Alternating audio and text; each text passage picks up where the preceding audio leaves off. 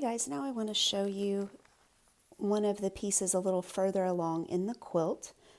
So instead of section 1, we're going to be placing section 5. So I just finished section 4, which was one of the little narrow strips, and I've already gone through the process of folding on the next line, which in this case is our line 4, because we just placed section 4.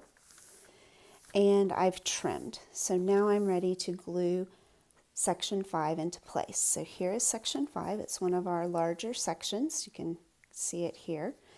And I'm going to take the template and put it up at the top of my work area as a guide. So here is my template. I'm going to kind of show you one side of it for now.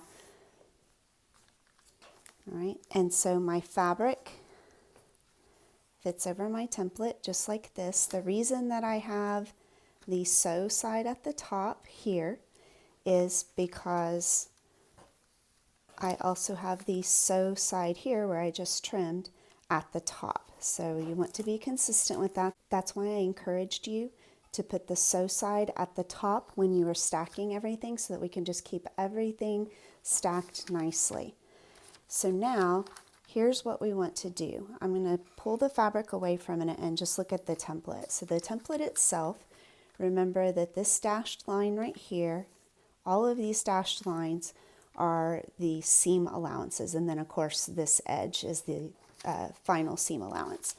This exactly matches the seam allowances here on our piece. So this edge right here, we need to look at this edge right here, this dashed line, and that's what we want to cover.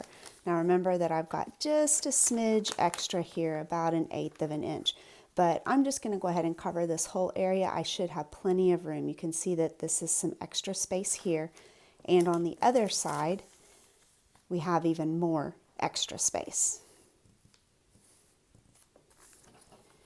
So now that I have my template here, I'm going to take my fabric and kind of line it up with my template. So I've kind of got these edges together.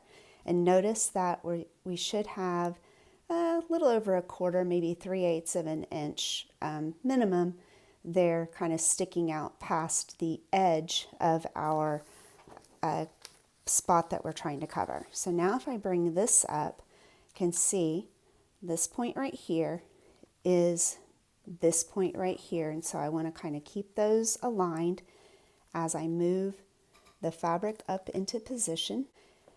And again, this is the line we want to make sure that we are covering.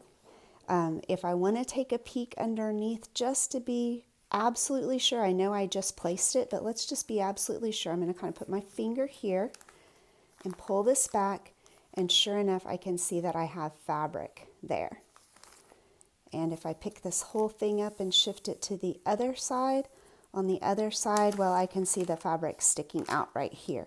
I only need to go to this line and I've got some extra sticking out there. So I know that I am covered.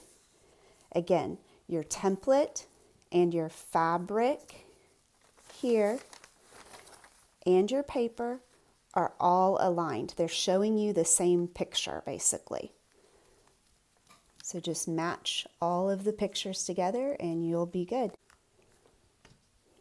Now we're ready to go ahead and glue here and then stitch our next section. Real quick, I want to go ahead and give you a visual for the tip that I texted you guys the other day. So I have now sewn section 5 on and I've pressed it, and you can see that I have plenty of extra fabric here. I go past this line because you can see it's sticking out, and I have plenty here at the top as well. So I have well covered my piece. However, this piece of fabric is big and it's kind of floppy and it doesn't necessarily want to behave, and I like well behaved fabric. So here's what I'm going to do. I'm going to go ahead and fold this back and put a line of my repositionable glue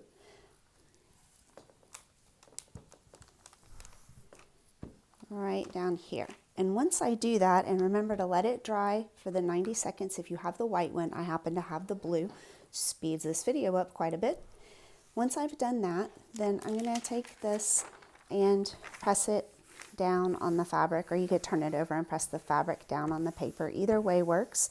But now my fabric is not going to move on me, and it'll be easier to do my folding and the trimming and get my next piece placed. So use glue to your advantage. It is the repositionable glue, and it's not going to permanently stick to your fabric.